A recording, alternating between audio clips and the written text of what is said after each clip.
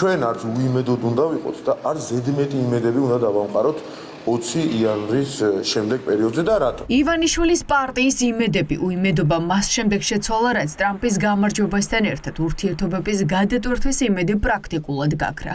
რამდენიმე თვიანი პროპაგანდა, რომ ქართული ოცნების საერთაშორისო იზოლაცია ტრამპის ინაუგურაციის შემდეგ დასრულდებოდა, ქართულ ოცნებას თავზე ჩამოენგრა. ახლა თავად ამბობენ, რომ 20 იანვრის შემდეგაც დიდი ცვლილებების იმედი არ უნდა ჰქონდეთ.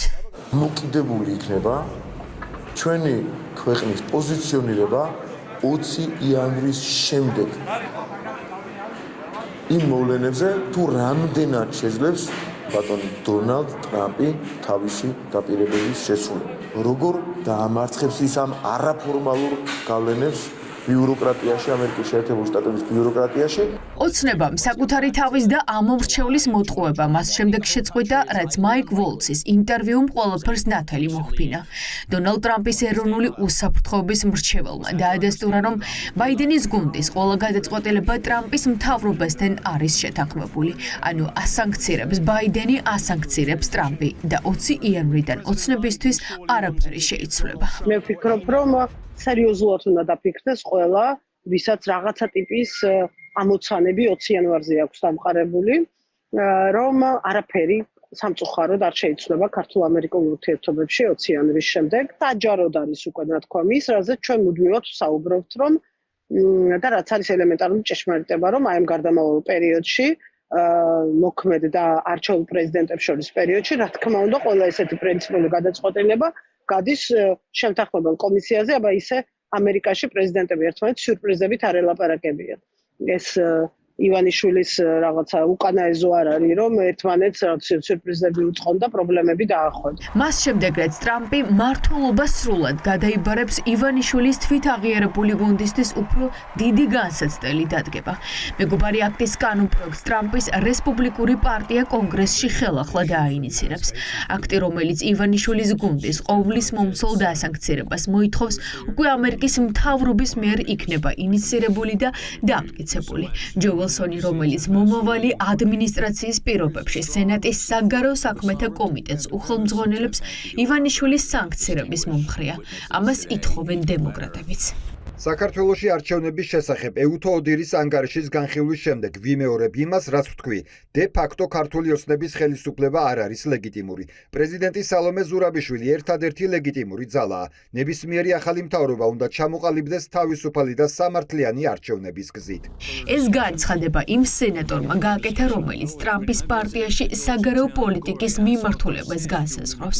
ეუთო ოდირის სკანდალურმა დასკვნამ აქამდე არსებული მცირე ეჭვიც კი გააქარწყლა. არჩევნები გაყალბდა, ამიტომ გავლენიანი სენატორი ამბობს, რომ ქართული ოცნების დე ფაქტო ხელისუფლება არალეგიტიმურია. ეს არ არის რომელიმე ერთი ადმინისტრაციის გადაწყვეტილება, ეს არის ამერიკის შეერთებული შტატების გადაწყვეტილება და განსხვავებით ქართული ოცნების ძალადობრივი რეჟიმის ქვეშ მყოფი საქართველოსგან, ამერიკის შეერთებული შტატები არ იმართება ახირებების მიხედვით, ის იმართება კანონების მიხედვით და იმართება სახელმწიფო ინსტიტუციების მიხედვით და კარგად გამოჩნდა, რომ ეს სანქციები არ არის ბაიდენის ადმინისტრაციის გემოვნების საკითხი, არამედ ეს არის ამერიკის სახელმწიფოს პოზიცია, ამიტომ მათ ახლა მოუწიათ აღიარება არაპირდაპირ იმისა, რომ ამ კვირაების განმავლობაში ისინი ატყუებდნენ მოქალაქეებს. ცნობილში ეს ტრანზიციის პერიოდი მიმდინარეობს შეთანხმებულად და ნებისმიერი პოზიცია თუ ნებისმიერი ნაბიჯი, რომელიც ახლა გადაიქმნება ბაიდენის ადმინისტრაციის მხრიდან, არის შეთანხმებული ტრამპის მომავალ ადმინისტრაციასთან. ამიტომ როდესაც ხდება სანქციების დადება ქართული ოცნების სხვადასხვა მაღალჩინოსნებზე, ეს ნიშნავს, რომ ეს ნაბიჯებიც არის შეთანხმებული ტრამპის ადმინისტრაციასთან. ქართული ოცნება ყველა წითელხას კვეთს და ამიტომ კიდევ უფრო მძიმე მდგომარეობაში იგდებს თავს. კობახიძის მუქარა, რომ პრეზიდენტს დააკავებენ, გამაოგნებელი აღმოჩნდა ევროსაბჭოს საპარლამენტო ასამბლეის პრეზიდენტისთვის. საქართველოს ევროსაბჭოს წევრი ქვეყანაა და მისი მოთხოვნების შესრულება სავალდებულოა.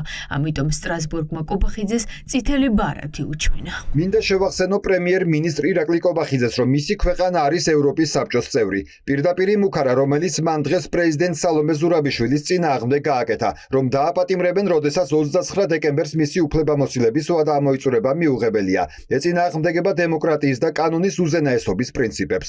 მოუწოდებ პრემიერ-მინისტრ ირაკლი კობახიძეს გაიხმოს ეს განცხადება და შეუერთდეს ევროსაბჭოს პრინციპებს, რომელსაც პატივი უნდა სცეს. EUTO-ს დასკვნა არჩევნების ლეგიტიმაციას შეუძლებელს ხდის ბრიუსელისთვისაც. ასეთი დასკვნა ქართულ არჩევნებზე EUTO ODIHR-ის მისიას არასდროს დაუწერია, რაც ნიშნავს იმას, რომ არჩევნების გაყალბებაში დღეს ეჭვი აღარავის ეპარება.